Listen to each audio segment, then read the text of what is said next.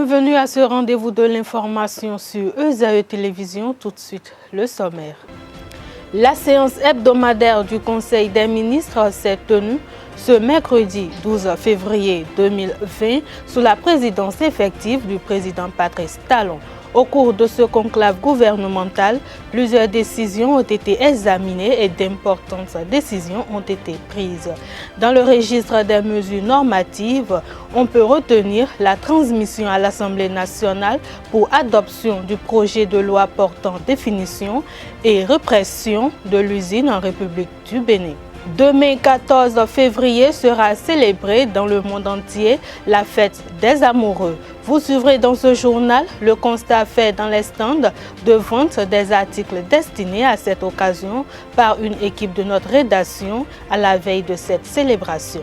ESAE Football Club sera vice-champion de la phase aller de la Vitalor Ligue 1. En concédant hier un match nul face à l'AS Tonnerre, les universitaires ne peuvent plus dépasser AMAFC au classement en termes de points. À suivre dans cette édition.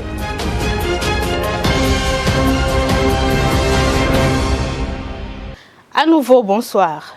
Annoncé depuis quelques mois et considéré comme un canular, le ralliement de l'animal politique du département du Plateau à la mouvance présidentielle est désormais chose faite.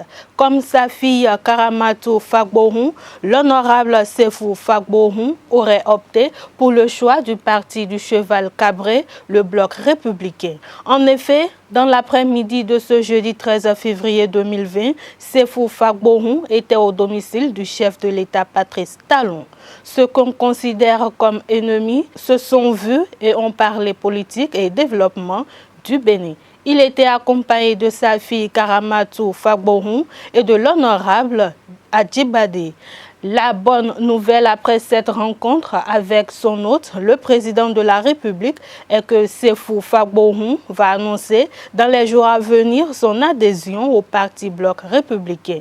Cette adhésion du baobab de la politique dans le plateau va bousculer les choses, surtout du côté du parti bloc républicain qui avait besoin de ce soutien et ceci pour le bonheur des partisans inconditionnels de l'honorable Sefou Fagbohun qui n'entendait que son mot d'ordre.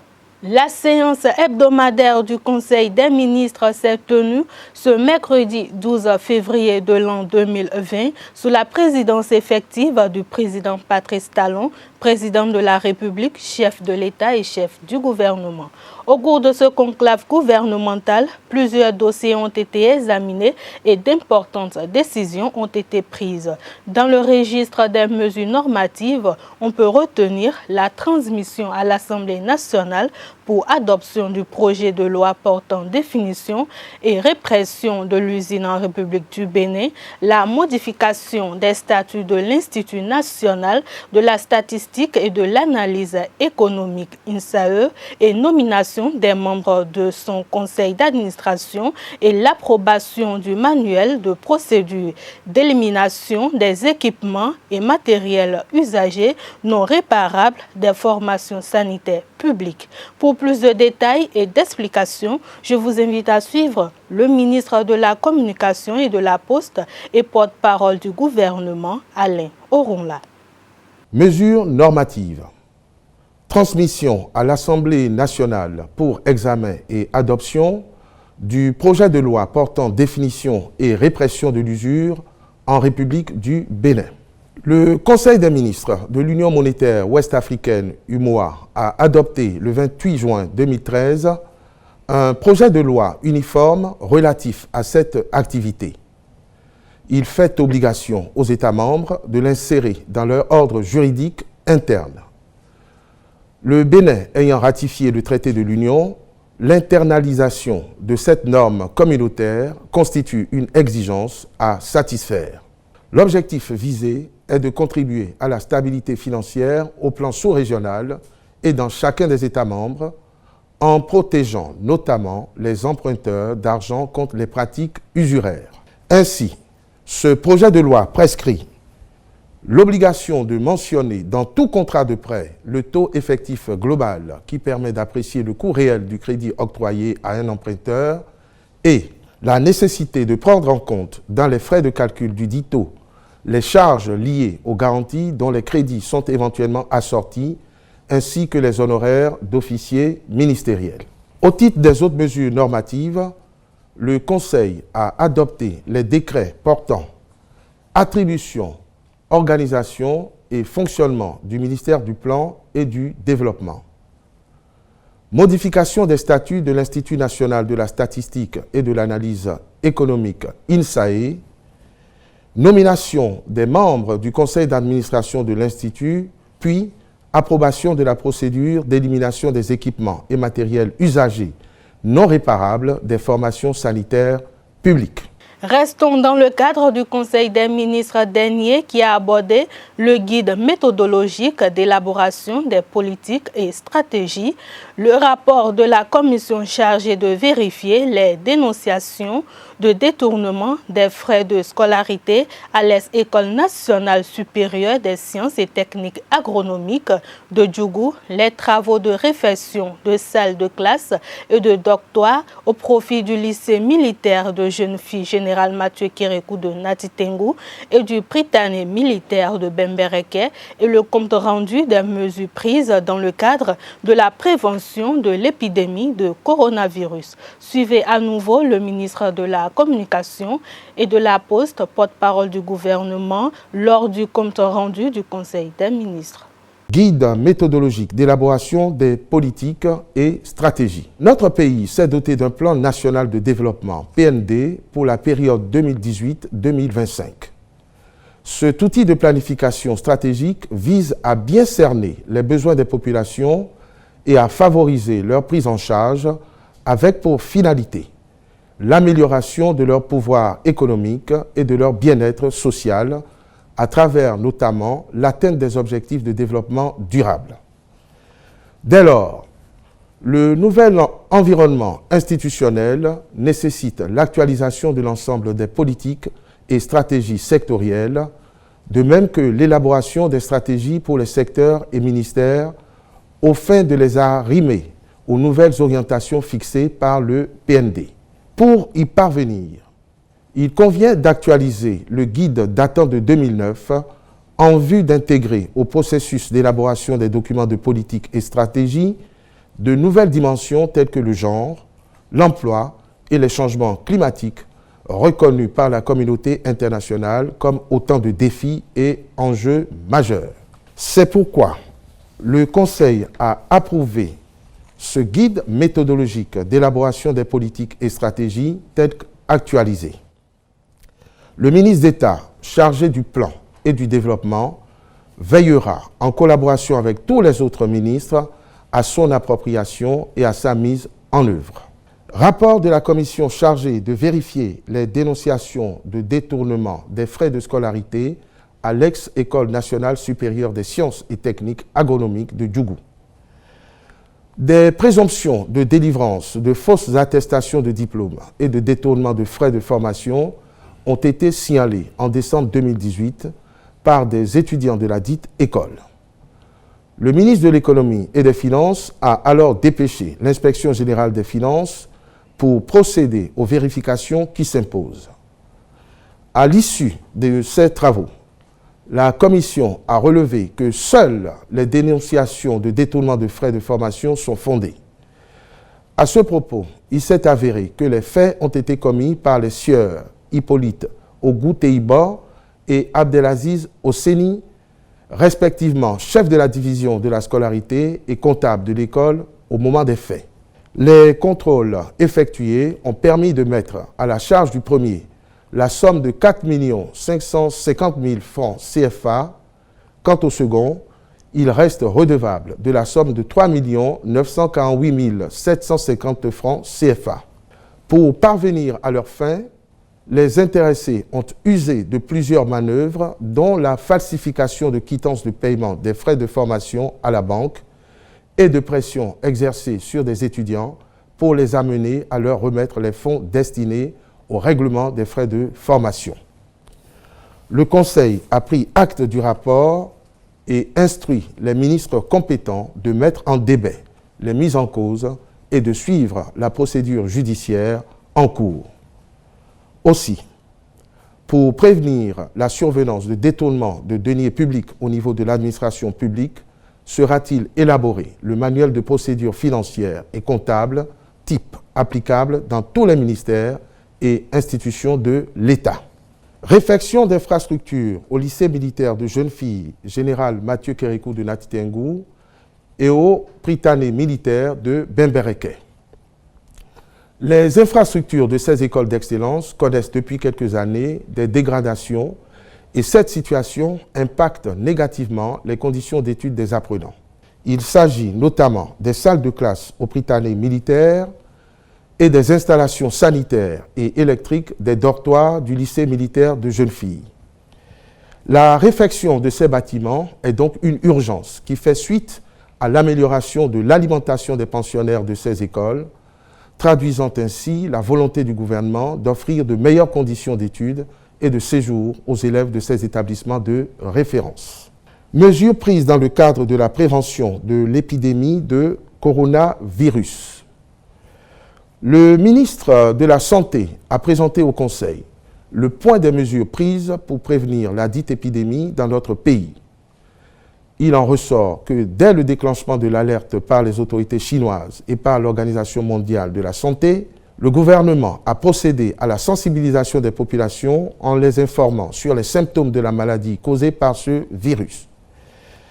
À cet effet, des équipements de détection des sujets suspects, au nombre desquels des caméras thermiques ont été acquis et déployés notamment à l'aéroport de Cotonou, principale porte d'entrée sur le territoire national. Cette mesure s'est doublée de l'aménagement d'installations destinées à accueillir, le cas échéant, des personnes à risque en vue de leur isolement pour une prise en charge diligente. Les capacités du laboratoire de référence sont en cours de renforcement pour assurer la confirmation du diagnostic sur place. Par ailleurs, préoccupé du sort de nos compatriotes résidant en Chine, le gouvernement a établi des contacts permanents avec eux en les exhortant à se conformer scrupuleusement aux consignes données sur place par les autorités. Enfin, tenant compte des dernières informations fournies par l'Organisation mondiale de la santé relativement à l'évolution de l'épidémie, le Conseil a décidé de renforcer les mesures de contrôle à nos frontières et a instruit le comité de crise mis en place pour la bonne gestion de la situation de veiller à l'application stricte de cette décision. Lors de la séance de réponse aux questions des professionnels des médias, le ministre Orunla s'est prononcé sur l'attaque de Kérémou et le refus du parti Restaurer l'espoir de participer aux prochaines élections communales. Suivez-le à nouveau. L'incident de Banikwara, je préfère dire Banikwara que Kérémou, est aujourd'hui indiscutablement lié à des braconniers qui se sont vus repousser de la zone du parc de la Pendjari qui a été sécurisée après les événements que nous avons connus dans cette zone et donc qui se sont un peu plus concentrés sur la zone du parc du W. Le gouvernement a bien vu venir la menace et c'est pour cela qu'on s'est attaché à installer un avant-poste de sécurité construit en matériaux sommaires en attendant un déploiement de militaires qui a démarré d'ailleurs la veille de cet incident. Curieuse coïncidence, pendant que les forces de sécurité et de défense étaient en route pour être positionnées pour renforcer la sécurité dans cette zone, cet avant-poste a été l'objet de cette attaque qui est incontestablement le fait de braconniers dont on ignore comment ils ont été informés ou s'ils ont agi opportunément. Donc, le premier enseignement à tirer de cet incident, c'est que le gouvernement veille à la sécurité de toute cette zone qui est pas loin de la zone de non-droit, puisqu'il n'y a pas de militaires sur le territoire burkinabé à proximité, et il y a quand même des diligences qui ont été engagées pour sécuriser davantage le périmètre. Le deuxième enseignement, c'est qu'il y a une lutte implacable qui est menée contre toute forme de vandalisme, y compris le braconnage qui sévissait dans cette région. Et je crois que c'est désespérément que ces hors-la-loi ont entrepris de saccager ce poste. C'est un incident malheureusement qui a ôté la vie à un fonctionnaire de police et le gouvernement présente ses condoléances et témoigne de sa compassion à la famille de la victime ainsi qu'à toute la police républicaine. Ce qui est sûr, nous avons la certitude aujourd'hui qu'il s'agit d'un incident isolé qui ne se reproduira pas et qui n'a rien à voir avec les menaces qui ont été agitées par rapport à un autre phénomène qui sévit dans la région.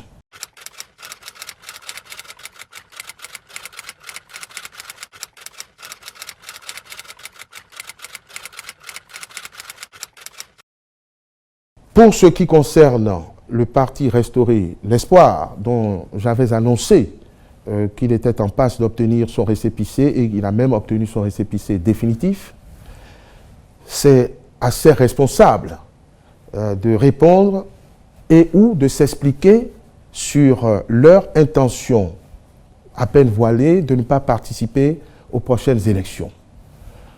Le gouvernement a pris toutes les dispositions pour que tous les partis en règle puissent participer à ces élections et a assoupli les règles en la matière et veillé à ce que toutes les formations politiques qui ont fait leur demande puissent avoir ce récépissé et aller à la compétition.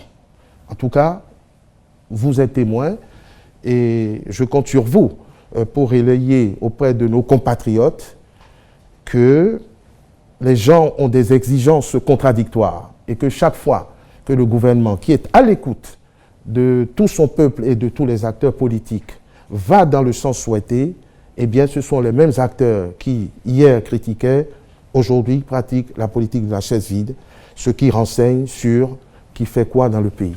Le président du COS-LEPI a relancé hier 12 février 2020 l'enrôlement de ceux qui n'ont pas leur carte et les nouveaux en âge de voter et ce sur toute l'étendue du territoire national du Bénin. Ceci pour permettre à tous les Béninois d'avoir leur carte afin d'accomplir leur devoir civique. Nous avons fait un tour dans le 12e arrondissement de Cotonou, précisément au quartier Kadjeron, au Pierre. Suivons le chef quartier de ce lieu, il est au micro de Jacques Marion d'Almeida. Bien, dans notre quartier, je pense que ça va mieux parce que bon, on n'a pas assez de cas, mais déjà que le gouvernement a relancé, je pense que nous avons encore informé à nouveau la population pour qu'ils viennent. Ceux qui n'étaient pas inscrits, bien ceux qui n'étaient pas au courant lors de la première phase et qui étaient en retard, de venir à nouveau poser leurs problèmes, à savoir peut-être la perte des cartes, ou soit ceux qui ne se sont pas inscrits, bien ceux qui se sont inscrits et n'ont pas eu leur carte, tout cela. Il y a tous les cas quand même que nous gérons ici. Il y a tous les cas que nous gérons, donc c'est comme ça, je pense que ça va. Et puis bon, ça sur son coup, ils viennent quand même à compte-gouttes. Bon, le seul moyen que nous avons, c'est le gongonnage. On ne fait que recours à notre crieur public et c'est le crieur public qui, par l'intermédiaire du mégaphone, crie et puis informe la population quand même à ce qu'il y a une activité du genre pour qu'ils quand même viennent s'inscrire, ceux qui sont dans le cas.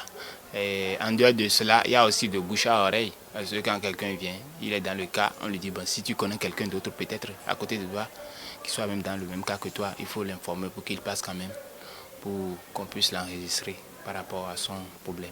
C'est comme ça se passe. Le message que j'aurais envoyé à la population de mon quartier, c'est de les citer à ce qu'ils viennent quand même constater réellement. Même si tu n'es pas dans le cas, tu peux venir voir effectivement si peut-être ton nom figure, si ta photo figure sur la liste, c'est d'abord ce qui est capital. Lorsque peut-être tu viendras constater que tu n'es pas dans le cas, alors tu peux en même temps poser ton problème qu'on puisse voir comment y est réglé. Voyez-vous, donc c'est ce que je peux le dire. Parce qu'aujourd'hui, quand tu es citoyen et que tu n'as pas la carte LEPI, ça veut dire que tu ne peux pas contribuer au développement de ton pays. C'est très capital pour que tout individu quand même vivant sur le territoire béninois et béninois puisse avoir au moins ça pour quand même exprimer sa volonté boat, c'est ça. Le 14 février de chaque année, le monde entier célèbre la fête des amoureux. Pour ces disciples de Cupidon, c'est le moment idéal pour offrir le petit cadeau à leur bien-aimé. Mais un tour dans les stands de vente des articles destinés à cette occasion, le constat est clair. Pas d'affluence et les vendeurs s'inquiètent. Suivons cet élément signé Chak Maouillon d'Almeida. Bon, ici, nous avons les articles d'hommes et de femmes, des jeunes filles et des jeunes garçons. Un peu de tout. C'est à la bouche de tout le monde. Les articles varient de 1000 francs à 15 000, 25 000. Non, bon, les clients attendent les derniers moments d'abord. Sinon, depuis qu'on a installé, il n'y a pas d'influence. Ça fait une semaine déjà. Le marché est tellement calme. Bon, on attend, aujourd'hui c'est la veille, on attend aujourd'hui et demain pour voir. Aussi le week-end.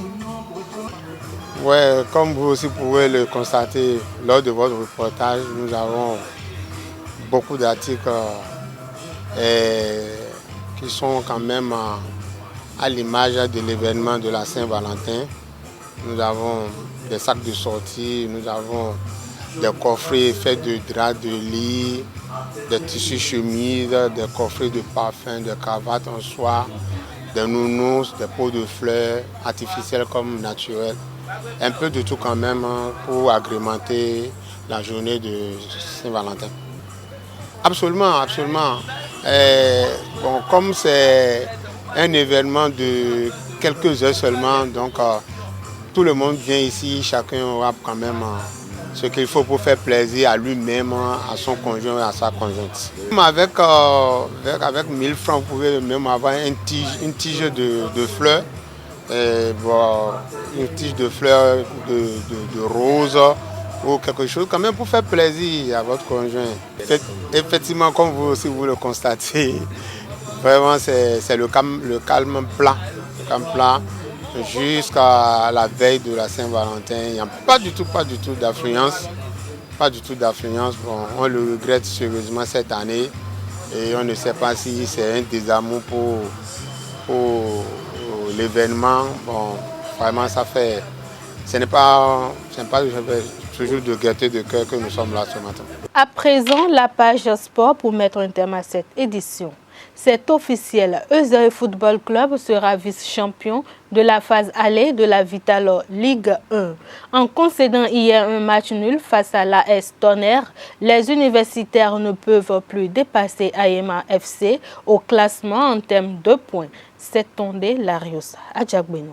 Dans la course au titre de champion de la phase aller de la Vital'Or Ligue 1, Euseuil Football Club a marqué le pas ce mercredi 12 février 2020 à domicile. Richard Biot et ses poulains ont été contraints au partage des points par l'AS Tonnerre de Boycon en match en retard de la 15e journée. Un résultat nul et vierge qui anéantit leurs espoirs d'arracher ce titre honorifique. Elle est un peu compromise, mais vous savez, les matchs, il faut les prendre les uns après les autres. Donc, je crois avec un point maintenant, nous avons 27 points. Nous sommes qu'à 3 points du leader. On va voir. De toute façon, nous prenons les matchs les uns après les autres. Et pour ce deuxième match en retard, les universitaires ont fait face à un bloc équipe médian que l'adversaire a mis en place pour les contrecarrer. On avait choisi d'avoir notre bloc au beau milieu du terrain. Et puis se connaissant, Esaü étant une équipe qui vient de terminer une saison, disons, les joutes internationales très bon, même si le retard n'a pas été, mais il faut reconnaître qu'ils ont eu de l'expérience, hein, ils ont acquis beaucoup de choses, donc ça serait difficile forcément pour nous. Presque inexistant en première mi-temps, les joueurs de Tonnerre ont failli réaliser le hold-up en seconde période en contre-attaque.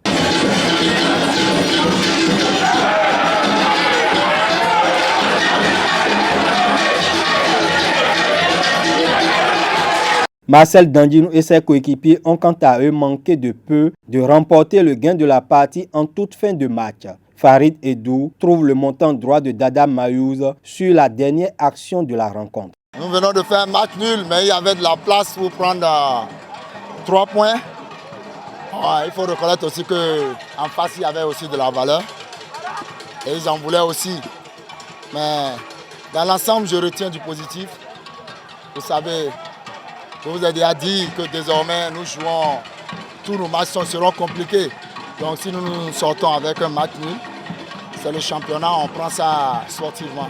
27 points au compteur, Eusaïe reste dauphin d'Aïma FC à 3 longueurs. Le club universitaire peut combler cet écart en cas de victoire sur le terrain des Buffs FC dimanche lors de son dernier match en retard. Ce journal a été préparé par l'ensemble de la rédaction. Merci à toute l'équipe technique. À demain pour une nouvelle édition de l'information sur les www.ezaetv.bg. Bonsoir.